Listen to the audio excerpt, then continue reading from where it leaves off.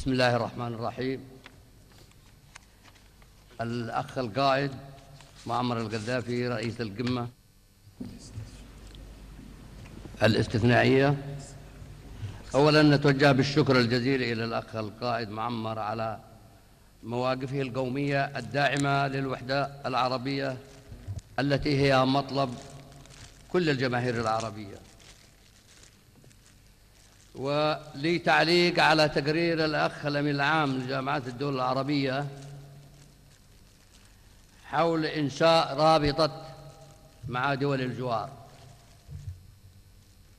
لا بأس أن يكون هناك إنشاء رابطة مع دول الجوار، ولكن كيف ننشئ رابطة مع دول الجوار في نفس الوقت بعض دول الجوار تتدخل في الشأن الداخلي للأمة العربية؟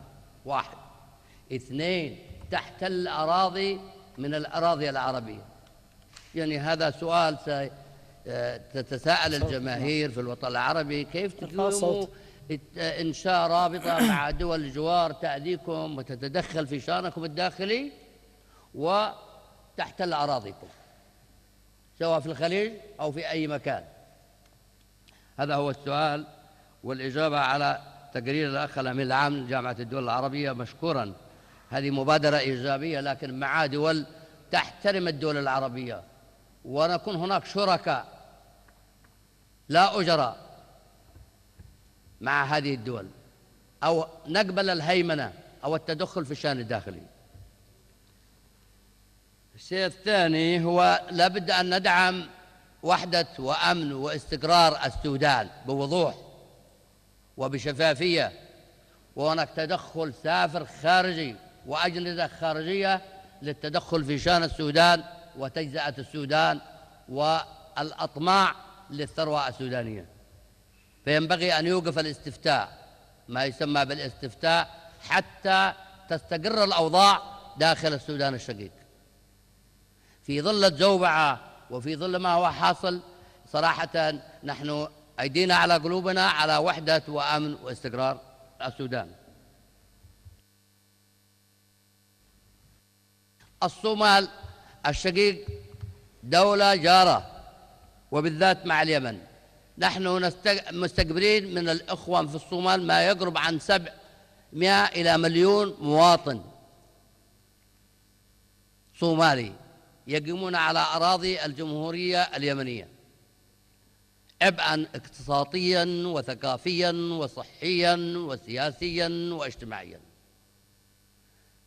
إذن الإرهاب الذي تسمعونه في اليومين الأخيرة ما حدث للدبلوماسيين البريطانيين والفرنسيين، تشير التحقيقات أن هذه الأسلحة ما يسمى بأسلحة اللو المضادة جاءت عبر البحر من الصومال.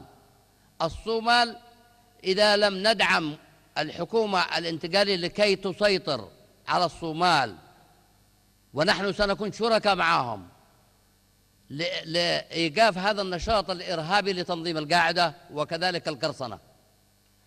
زعزعة أمن استقرار الصومال أو اليمن هو انعكاساته سلبية على دول المنطقة،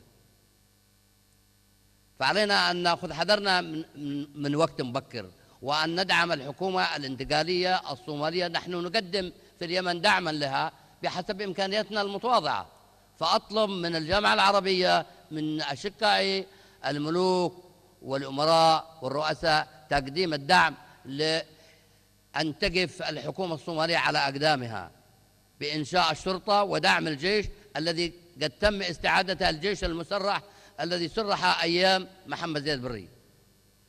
فهؤلاء عندهم تجربة وسيتسطوا لهذه العناصر المتطرفة الموجودة في الصومال. فأمل كبير من الإخوة القادة أن يأخذون هذا بعين الاعتبار لدعم الحكومة الصومالية. بالنسبة زي ما تحدثنا حول رابطة هذا، تحدثنا فيه معنا ما يسمى بمشروع تطوير منظومة العمل العربي المشترك. أرجو ألا يساء هذا الفهم، وأن ليس مشروعا عاطفيا مقدما من ملك أو من أمير أو من رئيس أو عاطفة، ولكنها من خلال متابعتنا للأحداث والتطورات الإقليمية والدولية لا بد أن يفعل العمل العربي المشترك. نحن نقول الجامعة العربية أدت واجب عظيم وممتاز ورائع في وقته. لا بد أن نطور منظومة العمل العربي، لا نهتم بالشكليات والاسم.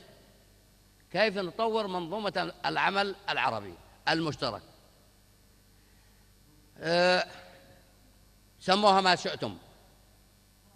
وإذا كان هذا الحديث حول تطوير منظومة العمل العربي يحدث سوء فهم داخل المجموعة العربية، فأنا أقترح لا يناقش ولا يجمد.